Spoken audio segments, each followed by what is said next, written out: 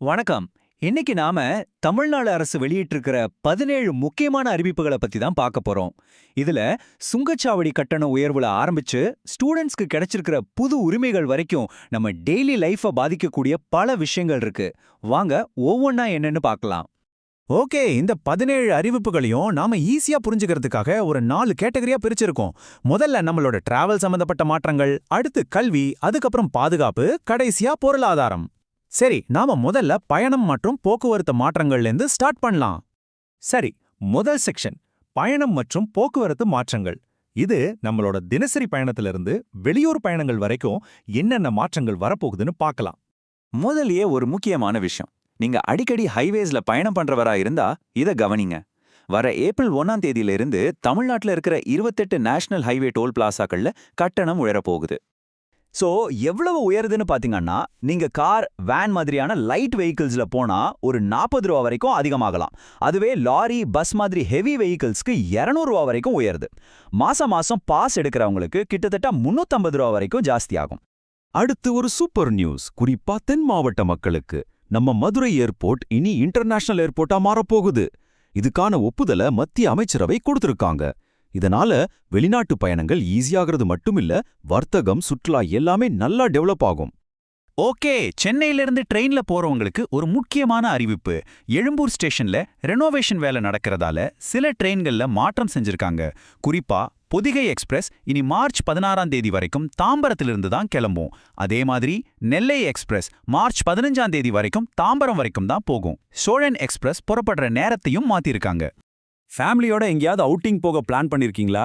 அப்போ இது நோட் பண்ணிக்கோங்க. வண்டலூர்ல இருக்கிற அறிஞர் அண்ணா உயிரியல் பூங்கா, அதாவது வண்டலூர் ஜூ, மார்ச் 18லிருந்து ஒரு 11 நாளைக்கு மூடப்படுது.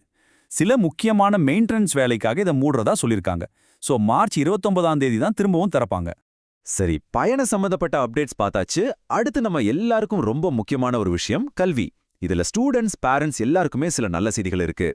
நீங்க இல்லனா உங்க வீட்ல பசங்க ஸ்போர்ட்ஸ்ல இருக்காங்களா? அப்போ இது ஒரு சூப்பரான நியூஸ். மெடிக்கல் அட்மிஷன்ல ஸ்போர்ட்ஸ் கோட்டாவுக்கான சீட்ஸ் இப்ப கிட்டத்தட்ட டபுள் ஆக்கியிருக்காங்க. அதாவது எம்பிபிஎஸ் சீட்ஸ் 7லேருந்து 13ஆவும், பிடிஎஸ் சீட்ஸ் 1லேருந்து 2ஆவும் அதிகரிச்சிருக்காங்க. இது ஸ்போர்ட்ஸ்ல இருக்கிற ஸ்டூடெண்ட்ஸ்க்கு ஒரு பெரிய பூஸ்ட். அடுத்து இது உண்மையிலே ஒரு பெரிய மைல்கல். இனிமே 10ஆம் வகுப்பு, 12ஆம் வகுப்பு மாணவர்கள் அவங்களோட திருத்தின விடைத்தாள்களை கையில வாங்க முடியும். எப்படின்னா, ஆர்டிஐ, அதாவது தகவல் அறியும் உரிமை சட்டத்தின் மூலமா அப்ளை பண்ணணும். ஒரு பேஜுக்கு வெறும் 2 ரூபாய் கட்டணம் செலுத்தினா போதும், உங்க ஆன்சர் ஷீட் காப்பி உங்க கைக்கு வந்துடும். ஓகே, இது ஒரு குவிக் அப்டேட். மாவட்ட கல்வி அதிகாரி, அதாவது டிஓ மெயின் எக்ஸாம்க்கு தயாராகிறவங்களுக்கு ஹால் டிக்கெட் ரிலீஸ் பண்ணிட்டாங்க. டிஎன்பிஎஸ்சி வெப்சைட்ல போய் டவுன்லோட் பண்ணிக்கலாம். எக்ஸாம் டேட்ஸ் மார்ச் 22ல இருந்து 25 வரைக்கும். சரி, கல்வித்துறை அப்டேட்ஸ் பார்த்தாச்சு. அடுத்த செக்ஷன் பாதுகாப்பு மற்றும் நிர்வாகம். இதுல போலீஸ் துறை, தேர்தல் சம்பந்தமான அறிவிப்புகள், டிஜிட்டல் உலகம்னு பல விஷயங்களை பத்தி பார்க்கலாம். நாம எல்லாரும் டெலிகிராம் யூஸ் பண்றோம். ஆனா அதுல புது படங்கள், வெப் சீரிஸ்னு திருட்டுத்தனமா ஷேர் பண்ற சேனல்ஸ் நிறைய இருக்கு இல்லையா? இப்போ மத்திய அரசாங்கம் இந்த மாதிரி பைரசி கண்டென்ட்டை ஷேர் பண்ற 3000க்கும் அதிகமான டெலிகிராம் சேனல்களை பிளாக் பண்ண சொல்லி உத்தரவு போட்டிருக்காங்க. தேர்தல் வரப்போகுது இல்லையா? அதனால சென்னையில பாதுகாப்பு ஏற்பாடுகளை ரொம்ப டைட் பண்ணியிருக்காங்க. இதுக்காக லைசென்ஸ் வச்சிருக்கிற துப்பாக்கிகள்ல கிட்டத்தட்ட 70% போலீஸ் கிட்ட ஒப்படைக்கப்பட்டிருக்கு. அது மட்டும் இல்ல, பதற்றமான வாக்குச்சாவடிகள்னு ஒரு 1027 பூத்கள் அடையாளம் கண்டு அங்கெல்லாம் சிசிடிவி, வெப் கேமரான்னு பலத்த பாதுகாப்புக்கு ஏற்பாடு செஞ்சிருக்காங்க. 56 பறக்கும் படைகளும் ரெடியா இருக்கு.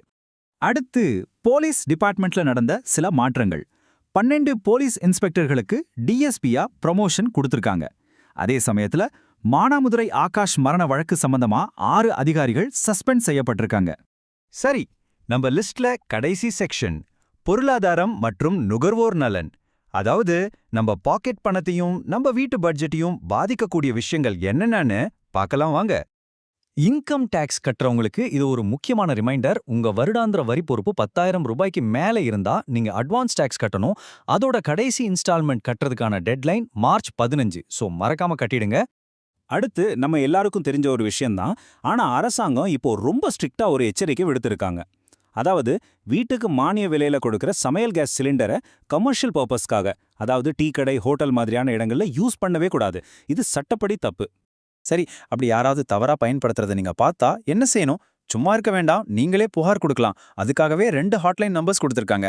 ஒன்னு 946, இன்னொன்னு 044-285-92882.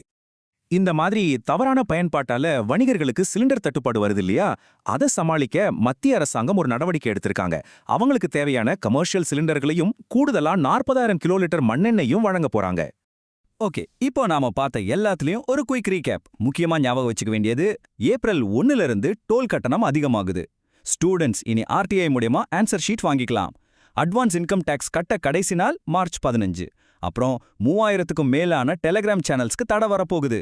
சரி, நாம இப்போ ஒரு 17 அறிவிப்புகளை பத்தி பார்த்தோம். டோல் கட்டண உயர்வு, மதுரை ஏர்போர்ட் அப்கிரேட், ஸ்டூடெண்ட்ஸுக்கு புது உரிமைகள்னு பல விஷயங்கள் இருக்கு. இதுல எந்த அறிவிப்பு உங்களை நேரடியா பாதிக்க போகுதுன்னு நீங்க நினைக்கிறீங்க? உங்களுடைய கருத்து என்ன? மறக்காம சொல்லுங்க.